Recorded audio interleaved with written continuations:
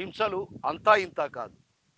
చావబాదడమే కాదు, కాళ్ళతో తన్నేటువంటి ఘటనలు కూడా పొలతల క్షేత్రంలో మనం చూస్తాం. సో, ఇదంతా మహాశివరాత్రి పర్వదినానికి వారం రోజుల ముందు దొంగ బాబాలు ఇక్కడ తిష్ట వేస్తారు.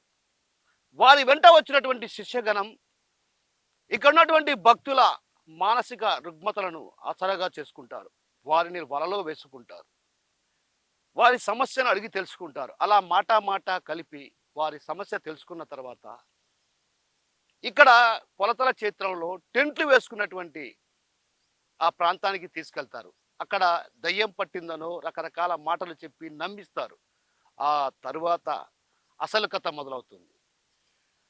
ఇక్కడ ఉన్నటువంటి అక్క దేవతల ఎదురుగా ఆ మహిళను కూర్చోబెట్టి, ఎవరైతే దయ్యం పట్టిందని వస్తారో వారిని అక్కడ కూర్చోబెట్టి సావబాదడమే కాదు, రకరకాలుగా హింసిస్తారు. వారు పెట్టే బాధలకు దయ్యం పట్టింది, మమ్మల్ని వదలరా స్వామో అన్న రీతి వరకు తన్నడం, కాళ్ళతో తన్నడం, చిత్రహింసలకు